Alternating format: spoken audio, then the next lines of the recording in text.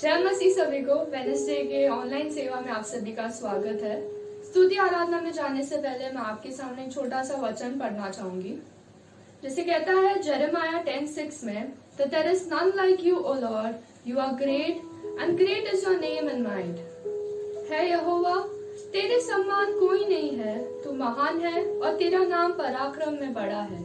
जैसे वचन कहता है कि प्रभु जो है हमारा जो महान है, वो शक्तिमान है, तो क्यों ना हम उसके नाम को ऊंचा उठाए इस गीत के द्वारा।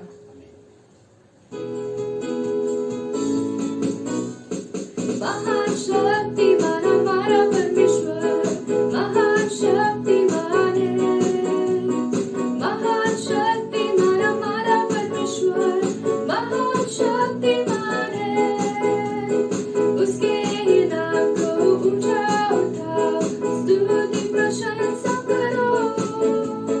महान शक्तिमान हमारा परमेश्वर, महान शक्तिमान है। महान शक्तिमान हमारा परमेश्वर, महान शक्तिमान है। Great and mighty is the Lord our God, great and mighty is He. Great and mighty is the Lord our God, great and mighty is He. Lift up the banner, let the anthem ring, praises to our King. Great and mighty is the Lord our God, great and mighty is He. Great and mighty is the Lord our God, great and mighty is He. महान शक्तिमान हमारा परमेश्वर, महान शक्तिमान है। महान शक्तिमान हमारा परमेश्वर, महान शक्तिमान है। उसके नाम को ऊंचा उठाओ, स्तुति प्रशंसा करो। महान शक्तिमान हमारा परमेश्वर, महान शक्तिमान है।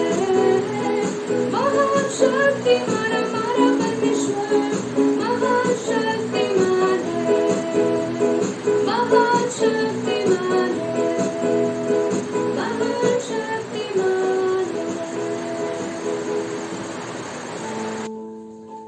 जैसे वचन में लिखा है, There is none holy as the Lord is, for there is no other besides Him। यहोवा के तुल्य कोई पवित्र नहीं, क्योंकि तुझको छोड़ कोई और है ही नहीं। जैसे हम ये अगला गीत गाते हैं, क्यों ना हम परमेश्वर से कहे कि हाँ प्रभु, तेरे जैसा कोई नहीं है। There is no one like you, Lord। प्रभु तेरा प्यार सागर से भी गहरा,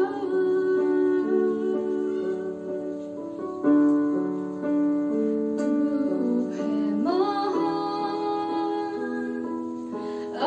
आसमानों से भी ऊंचा।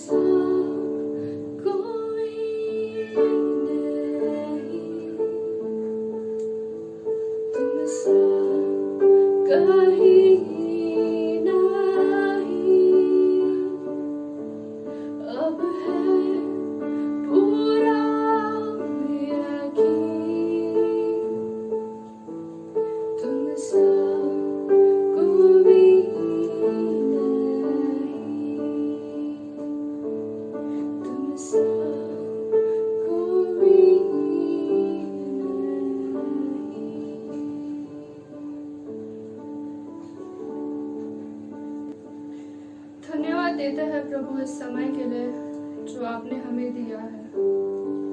आगे का समय प्रभु मैं आपके हाथों में देती हूँ। जैसे हम वचन सुनेंगे, पास्टर के द्वारा हमसे बातें कर और इस वचन को सुनकर इसे हमारे जीवन में उपयोग करने के लिए आप मदद कर। ये सारी विनती प्रार्थना हमारे उद्धारकर्ता यीशु नासरी के नाम से मांगते हैं, आमीन।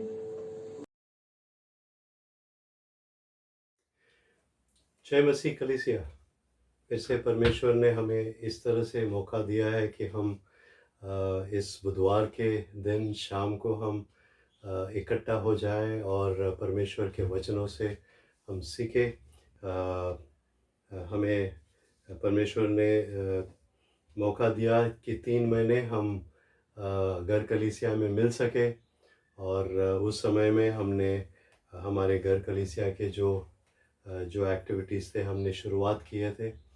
पर अब अप्रैल से फिर से लॉकडाउन लगने के वजह से हम नहीं मिल सके हैं। पर हमें ये भी पता है कि लॉकडाउन कब तक चलेगा ये कोई गारंटी नहीं है। और हमने ये सोचा कि फिर से हम मिलना चाहिए और परमेश्वर की वचनों से सीखने की जो हम घर कलीसिया में करते आए हैं वो हम चालू रखें। और धन्यवाद देता हूँ परमेश्वर को कि उसने हमें ये मौका दिया कि हम यहाँ पर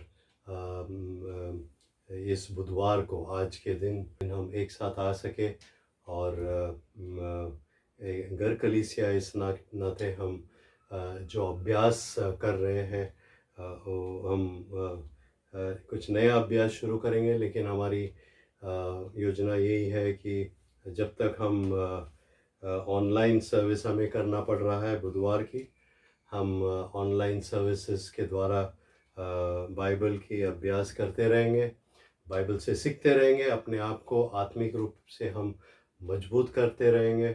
और जब हम बुधवार के समय इस तरह मिलते हैं तो मेरी आपसे विनती है कि आपके परिवार में एकत्र हो जाइए। प्रेयर लिस्ट आपके पास आता रहेगा बुधवार का, आप उसको इस्तेमाल कीजिए। और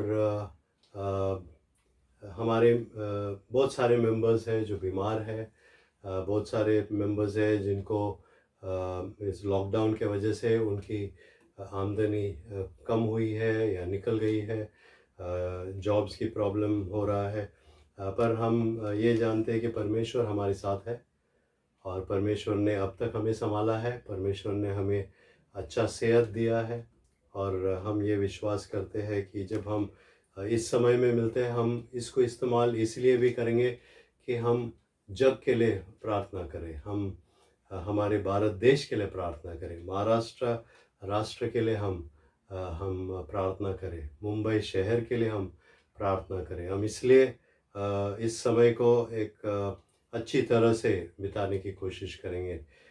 जो एक घंटे का समय हमें मिलता है, उसमें से हम 45 मिनट यहाँ पर स्तुति आराधना करके और फिर वचनों से सीख के हम समय बिताएंगे। और मैं आपसे विनती करूँगा कि कम से कम आप आपके घर में या जहाँ पर भी आप मिल सकते हैं, 15 मिनट आप परमेश्वर के साथ प्रार्थना में अगर आप बिताते हैं तो आज ये पहली दिन है, दूसरी बार जब हम लोग ऑनलाइन सेवा में जा रहे हैं। और मेरी प्रार्थना आपसे यही है, विनती है कि आप भी परमेश्वर के साथ समय बिताएं। जो इस समय हम जो सीखेंगे वो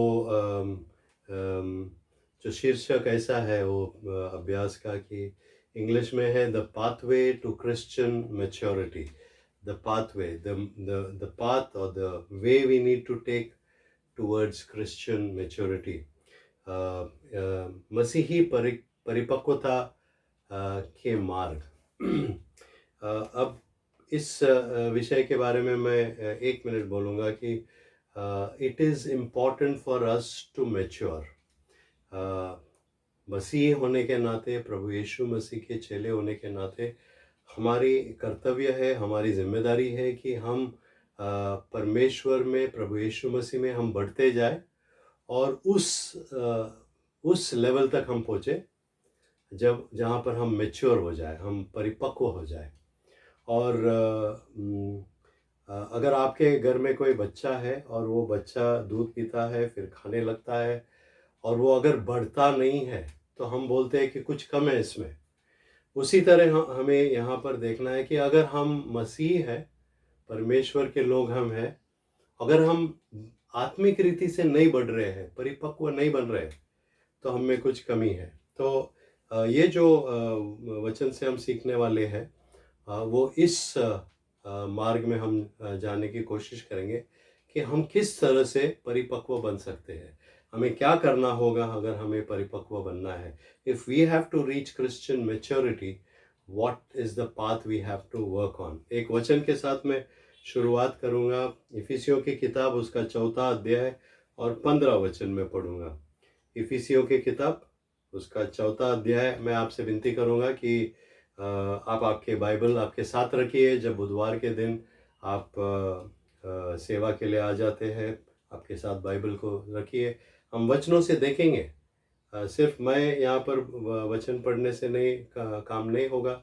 आपको ये जानना है कि जो हम सीख रहे हैं वो वचनों से है और वचनों से सीख कर हमें बढ़ना है। तो आइए हम साथ में देखेंगे।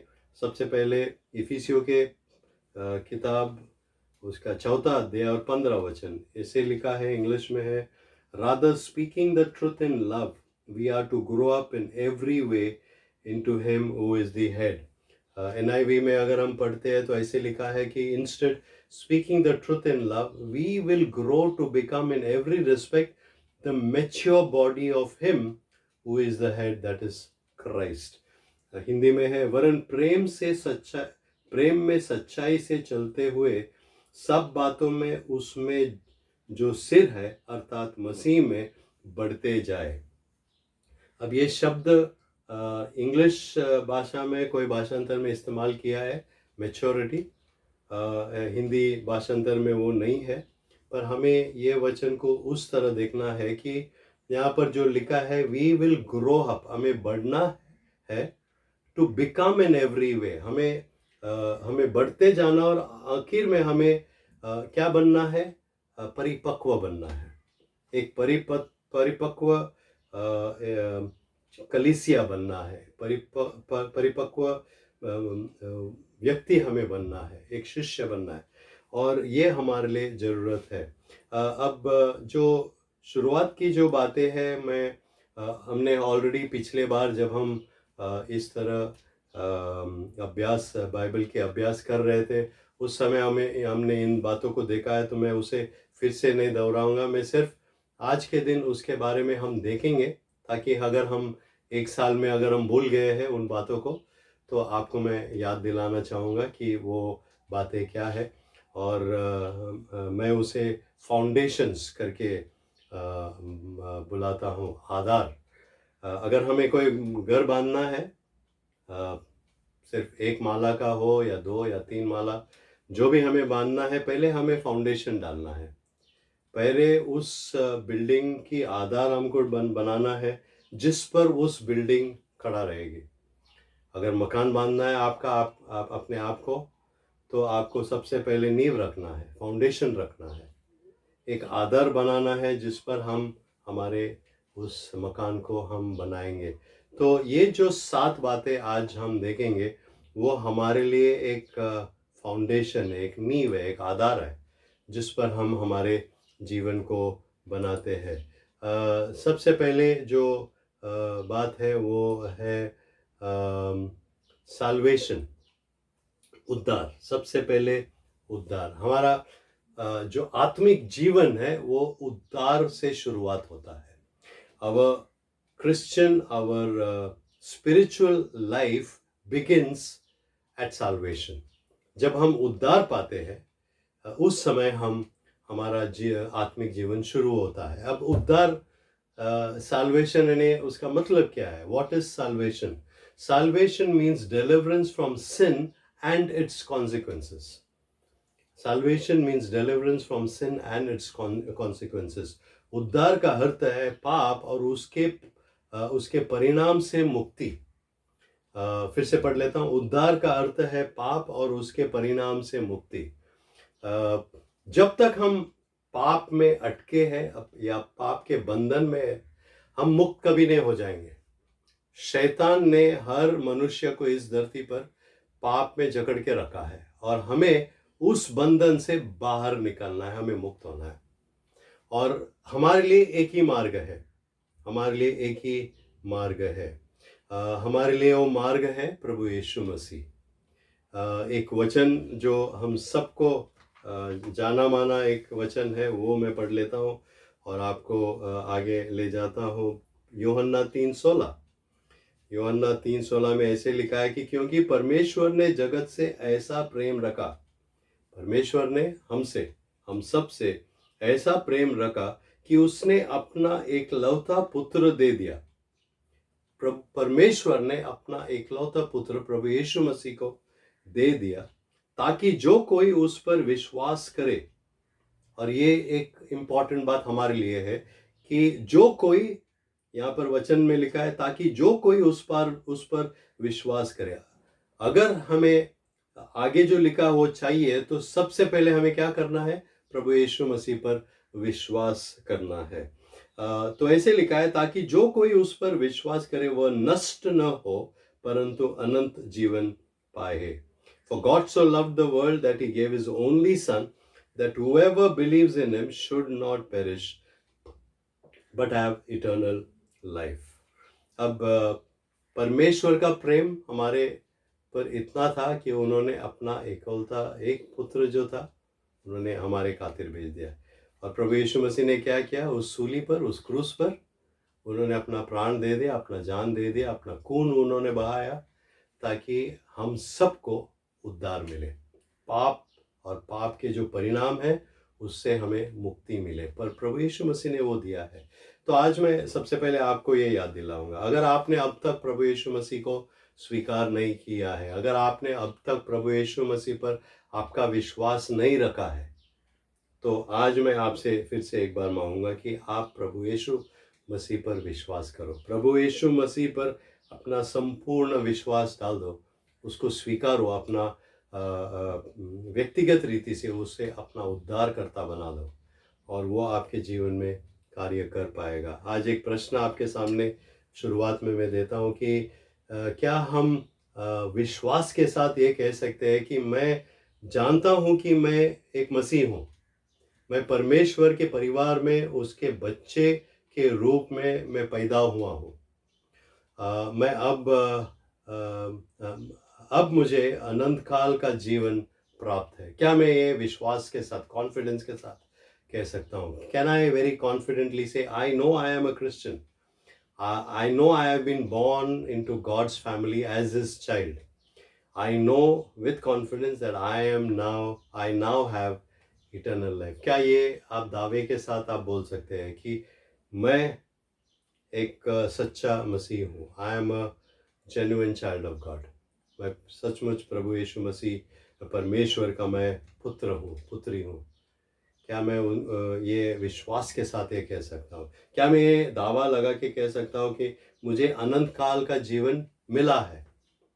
अब अगर मेरी मृत्यु भी हो गई तो कोई प्रॉब्लम नहीं, मैं यहाँ से चला जाऊँगा और परमेश्वर के साथ मैं रहूँगा। क्या ये विश्वास के साथ आप कह सकते हैं? तो ये सबसे पहली बात, जो सबसे पहले हमारी फाउंडेशन थी, वो थी उद्धार, साल्वेशन। दूसरी बात जो हमें जानना है वो है आश्वासन, एश्योरेंस। हमें एश्योरेंस होना चाहिए, हमें आश्वासन होना चाहिए कि हम ये जो हम बता रहे हैं, अभी जो हमने बात की, वो सचमुच हम में है। अब आपको ये बताऊं कि शैतान की बहुत सारी जो चाल है, उसमें से एक चाल है जो विश्वासियों को वो गुमराह कर देता है, उनको संदेह में डाल देता है। Satan uses this one trick of bringing doubt into the mind of believers. शैतान जो है, उनके बहुत सारे चाल है, पर उसमें से एक है कि वो संदेह डाल देता है, एक शक डाल देता है आपके मन में, और आपको ये संदेह डाल देता है कि क्या मैं सचमुच मैं विश्वासी हूँ, क्या सचमुच मुझे उद्धार मिला है? पर आश्वासन देने का अर्थ है संदेह से मुक्त होकर निश्चिंत होना। आपको और मुझे निश्चिंत होना है, हमें ये आश्वासन होना है कि प्रभु यीशु ने जो किया वो सचमुच मेरे लिए किया, और वो मुझ में अभी है। अनंत काल का जीवन, मैं मेरे इस धरती की जो सफ़र ख़त्म हो जाएगी, जब मैं मर जाऊंगा, उसके बाद में मुझे अनंत काल का जीवन नहीं मिलेगा। मुझे अनंत काल का जीवन अभी मिला है। जब मैं प्रभु यीशु मसीह को स्वीकारता हूँ, तब मुझे अनंत काल का जीवन मिल जाता है। और एक वचन हम देखेंगे, फिलिपियों की किताब उसका पहला अध्याय और छठा वचन। फिलिपियंस 1:6, फिलिपियों की किताब उसका पहला अध्याय और छठा वचन में हम देखेंगे, ऐसे लिखा है, मुझे इस बात का भरोसा है कि जिसने तुम में अच्छा काम आरंभ किया है, वही उसे यीशु मसीह के दिन तक पूरा करेगा। फिर से पढ़ लेता हूं। मुझे इस बात का भरोसा है कि जिसने तुम में अच्छा काम आरंभ किया है, वही उसे प्रभु यीशु मसीह के दिन तक पूरा करेगा। I am sure of this, that he who began a good work in you will bring it to completion at the day of Jesus Christ. प्रभु यीशु मसीह ने हमारे जीवन में कार्य जो शुरू किया है, वो उसके फिर से आने से पहले वो हमारे जीवन में वो संपूर्ण रीति से कर लेगा, बना लेगा, वो पूरा कर लेगा उसको। This is the assurance we have कि जो परमेश्वर ने हम में कार्य शुरू किया है वो एश्योरेंस हमें चाहिए, उद्धार हमें चाहिए, और रोज के दिन में हमें वो एश्योरेंस चाहिए कि प्रभु यीशु मसीह हमारे साथ हमेशा है। तीसरी बात जो हमारे फाउंडेशन है, हमारा नींव है, वो है प्रभुता या lordship. When we place our faith in Jesus Christ, He becomes not only our Savior, but also our sovereign Lord and Master. जब हम यीशु मसीह में अपना विश्वास रखते हैं तो वह न केवल हमारा उद्धारकर्ता बन जाता है, बल्कि हमारे प्रभु और स्वामी भी बन जाता है। तो इसका मतलब यही है कि जब हम प्रभु यीशु मसीह को हमारे जीवन में स्वीकारते हैं तो ना सिर्फ वो हमारा उद्धारकर्ता बनता है, उद्धारकर्ता तो बनता है, पर उससे बढ़कर वो हमारे प्रभु बनते हैं, हमारे स्वामी बनते हैं। When we receive Jesus Christ, not only do we get salvation, we also not only does Jesus become our Savior, but He also becomes our Lord. He becomes our Master. और हम नए स्वामित्व में है, वी हैव न्यू ओनरशिप। इससे पहले हम शैतान के बंधन में थे, अब क्या हुआ है, हम शैतान के बंधन से निकले हैं और हम प्रभु यीशु मसीह परमेश्वर के हाथ में हम अब पहुंच गए हैं।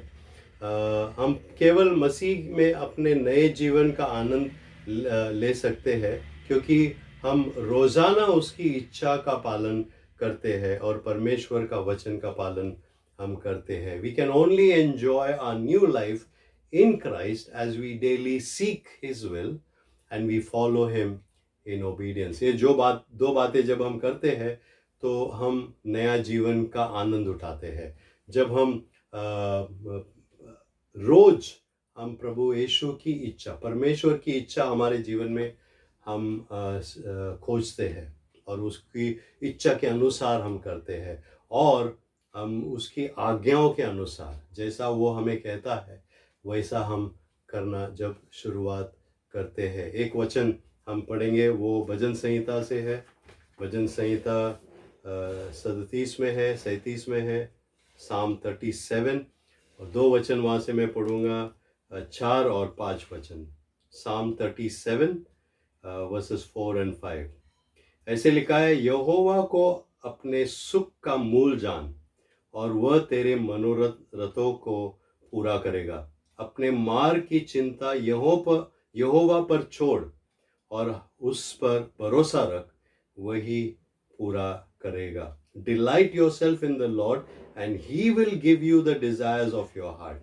Commit your ways to the Lord, trust in Him and He will act. हमें परमेश्वर प्रभु यीशु मसीह पर हमें विश्वास डालना है कि वो हमारे जीवन की देखभाल करेगा, वो हमारी हर मुसीबत से हमें संभालेगा। हमारी जो इस शरीर है उसकी भी देखभाल वो करेगा। अगर हम बीमार हो जाते तो चंगाई वो देगा। हमारे जीवन में कार्य वो करेगा। हमारे जीवन को बढ़ाना है, आगे ले जाना है, अच्छा बनाना है, वो करेगा। ये हमें जानना है और इन बातों ये तीसरी बात जो है हमें समझना है। चौथी बात जो हमारे लिए बुनियाद बन के आता है वो है परमेश्वर के वचन, द बाइबल। परमेश्वर के वचन हमारे लिए हमारे जीवन में एक अहम बात बन जाती है, एक इम्पॉर्टेंट, बहुत ही इम्पॉर्टेंट बात बन जाती है हमारे लिए। वचन के बिना हम परिपक्व कभी नहीं बन सकते हैं। To be the kind of Christian God wants us to be, we need to know and obey the scriptures. हमें जिस तरह परमेश्वर हमसे चाहते हैं वैसे होने के लिए हमें शास्त्रों को जानना और मानना होगा। जब तक हम इन वचनों को नहीं जानते हैं और उनको उसके अनुसार हम नहीं करते हैं तो हम कहीं शायद नहीं जाएंगे। इसे परमेश्वर के वचन को, इसलिए हमें परमेश्वर के वचन को याद करने और मनन करने की अपनी आदत बनाना है। We need to make it our habit to memorize and meditate on God's word daily.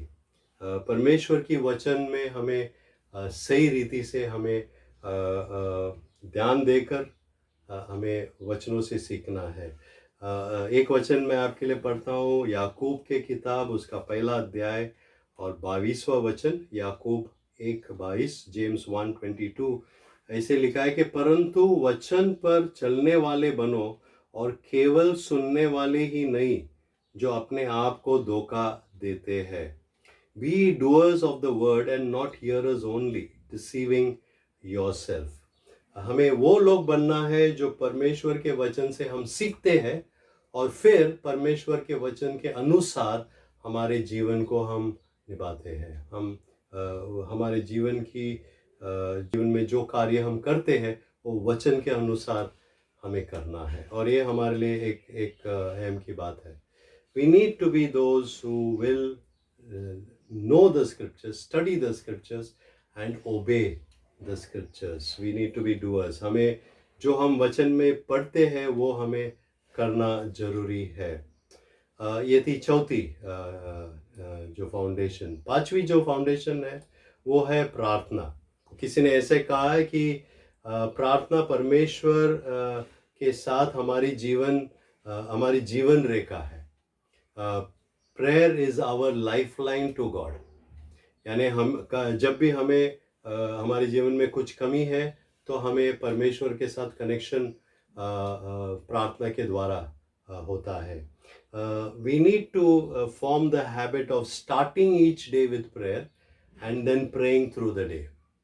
हमें वैसे लोग बनना है जो हमारे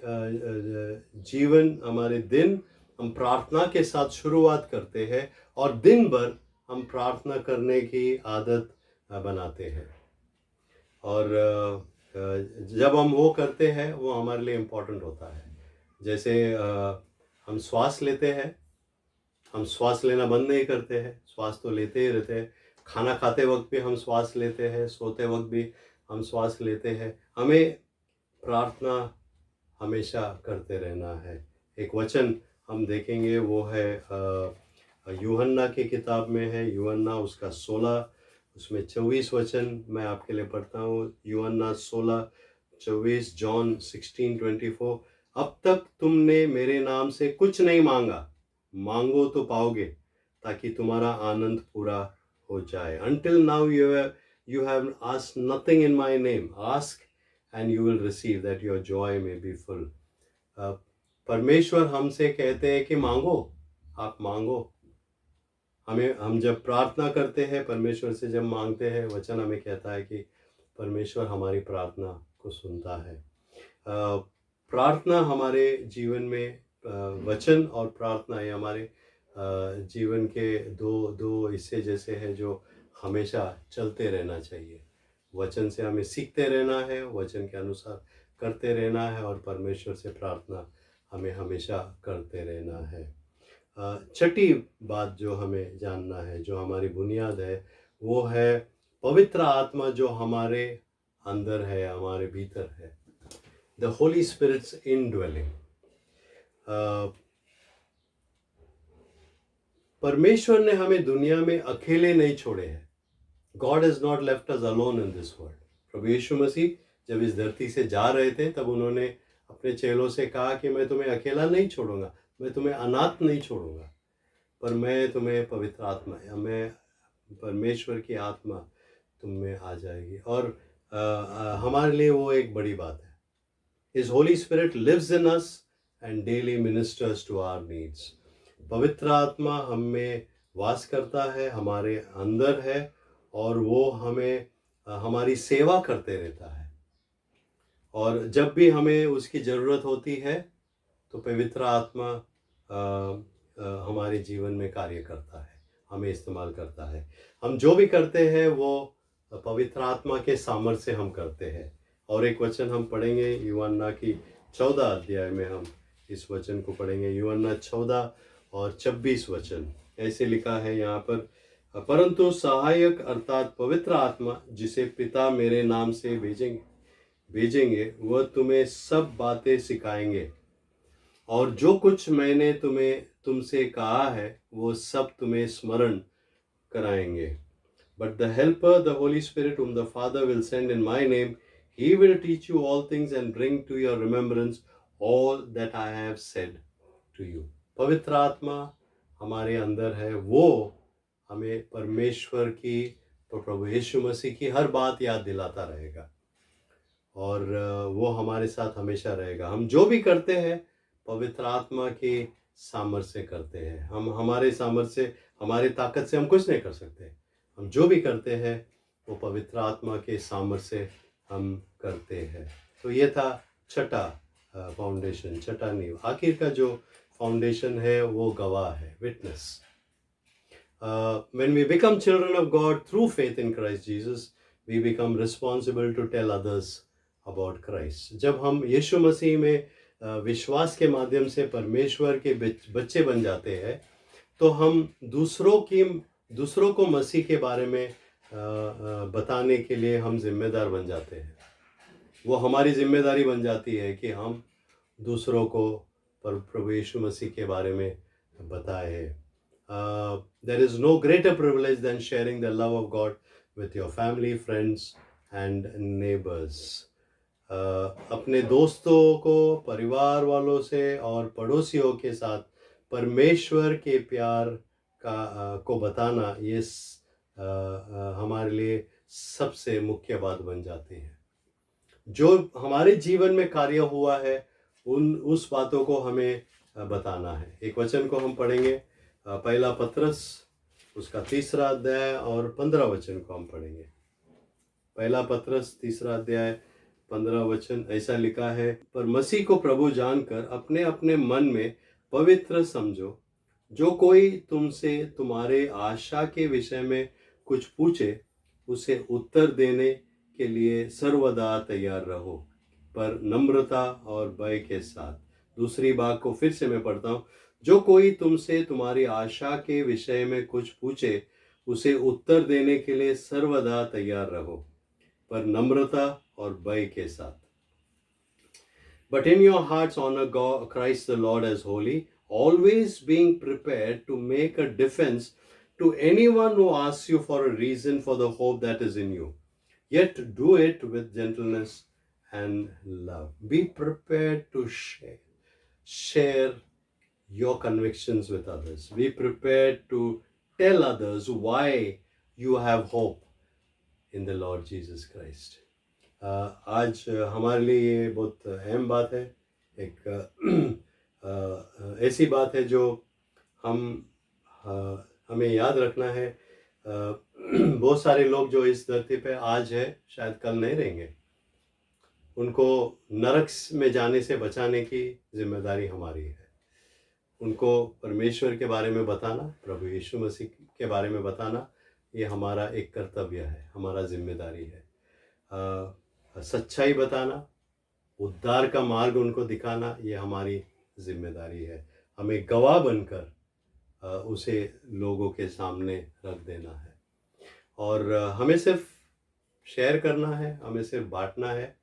हमें उनके जीवन को बदलना नहीं है, पवित्र आत्मा उनके जीवन को बदल देगा। हमें सिर्फ हमारा कार्य करना है, हमें बोलना है, बताना है, हमारे मुंह को खोलना है, हमें बताना है। ये हमारी जिम्मेदारी है। आपके परिवार वाले जो प्रभु यीशु मसीह में अभी विश्वास नहीं करते, उनसे आप वचन बताइए, प्रभु यीशु मसीह की गवाही बताइए। जो आपके दोस्त हैं, जिनके साथ आप काम करते हैं, उनको बताइए, प्रभु यीशु मसीह के बारे में बताइए। उनको नरक में जाने न दीजिए, उनको बताइए प्रभु यीशु मसीह का जो वो उद्धार करता है, हमें नया जीवन देता है। और जिसके भी सामने हम आ जाते हैं उनको हमें बताना है, हमारे पड़ोसियों को हमें बताना है। आज हमने परिपक्व बनने के लिए, मैच्योर बनने के लिए जो बुनियाद है उनको देखे और आगे हम देखेंगे कि किस तरह हमें परिपक्व बनने में वचन हमें मदद करता है। इन 7 बातों को फिर से एक बार मैं याद दिलाता हूँ और आपको जब हम प्रार्थना में जाएंगे आपको इन बातों को प्रार्थना में याद रखना है। सबसे पहले, क्या आपका उद्धार हुआ है? क्या आपने प्रभु यीशु मसीह को स्वीकार किया है? अगर आपने नहीं किया है तो ये आपके लिए फिर से मौका है। प्रभु यीशु मसीह ने क्रूस पर अपना जान को दे दिया आपके पापों के खातिर।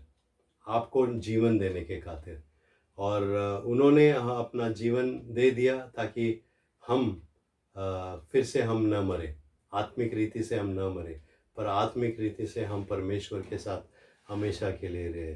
दूसरी बात हमने सीखा कि हमें आश्वासन होना चाहिए। ये आश्वासन होना चाहिए कि हमें उद्धार मिला है और हम एक दिन प्रभु यीशु के साथ रहेंगे। हमेशा हम परमेश्वर के लिए साथ हम अनंत काल का जीवन हम बिताएंगे। ये आपको याद रखना है, इस बात को आपको याद रखना है। तीसरी बात आपको ये याद रखना है कि क्या प्रभु यीशु मसीह आपका सिर्फ उद्धार करता ही नहीं, पर वो क्या आपका प्रभु है, क्या वो आपका स्वामी है। ये आपको याद रखना है, अपने आप को पूछना है कि सिर्फ वो मेरा उद्धार करता है या वो मेरे जीवन को क्या वो चलाता है या मैं खुद चलाता हूँ। ये तीसरा हमारी नींव है। चौथा जो है वचन, वचन को आपको याद रखना है। इस वचन को आपको पढ़ना है, अभ्यास करना है और वचन के अनुसार आपका जीवन को आपको बनाना है, आपको बढ़ाना है। परमेश्वर प्रभु यीशु में से जैसे हमें बनना है, वचनों से पढ़कर, सीखकर, उसको करके। और जो छठी बात, पांचवी बात हमारे लिए कि प्रार्थना, हमें प्रार्थना में हमेशा रहना है। आपका प्रार्थना का जीवन कैसा है? आप क्या परमेश्वर के साथ कितना समय बिताते हो प्रार्थना में? आपको ये प्रश्न अपने आप से पूछना है। छठी जो बात है पवित्र आत्मा, क्या पवित्र आत्मा आप में है? क्या आप में वो आपके भीतर है, आप में वास करता है? क्या आप अपने खुद के शक्ति से, अपने खुद के ताकत से आप काम कर रहे हो? हमें पवित्र आत्मा के सामर्थ्य में उसके कार्य करना है। ये हमारे लिए एक इम्पॉर्टेंट बात है। और आखिर की जो हमने बुनियाद देखी वो थी गवाह। हमें गवाह देना है, लोगों को बताना है, यीशु मसीह के बारे में बताना है। हम प्रार्थना में जाएंगे और आपको प्रार्थना करना है कि प्रभु यीशु मसीह हमें परिपक्व बनाएंगे। ये 7 बातें जो है हमारे जीवन में हो। और आगे जब हम वचनों से सीखेंगे तब हमें आगे जानना है कि हमें क्या करना है। आइए हम अपने आंखों को बंद करेंगे और प्रार्थना करेंगे। इस समय अपने सरों को झुकाइए, शांत हो जाएंगे और अपने आप के लिए ये समय है कि आप अपने आप को देखें। इन 7 बातों को फिर से आप देखिए, आपके जीवन में वो हुआ है क्या आपका उद्धार हुआ है? क्या प्रभु यीशु मसीह ने आपको पापों से मुक्त किया है? पापों के परिणाम से क्या उसने आपको मुक्त किया है? क्या आपको वो आश्वासन है कि आप एक दिन परमेश्वर के साथ रहोगे हमेशा के लिए? क्या प्रभु यीशु मसीह आपका सिर्फ उद्धार करता नहीं कि, पर क्या वो आपका प्रभु है, आपका स्वामी है? क्या आप वचन से पढ़ते हैं? क्या वचन से पढ़ के आप उसको करते हैं? ये आपको पूछना है। क्या हम प्रार्थना में समय बिताते हैं तो कितना समय हम पर प्रार्थना में बिताते हैं? क्या पवित्र आत्मा आपके अंदर है? क्या हम पवित्र आत्मा के सामर्थ्य से क्या हम कार्य करते हैं? ये प्रश्न आपको पूछना है। और आखिर में आपको अपने आप को पूछना है कि क्या आप एक गवाह बनकर लोगों को प्रभु यीशु मसीह के बारे में बता रहे हो? क्या अपने आप के लिए प्रार्थना कीजिए इस समय। और जो बातें आप में नहीं है मांगिए परमेश्वर से। परमेश्वर, मेरे जीवन में ये कमी है, मुझे ये दे दो, मेरे जीवन में ये कार्य आप करो। अपने आप के लिए एक शांतता के समय में प्रार्थना कीजिए।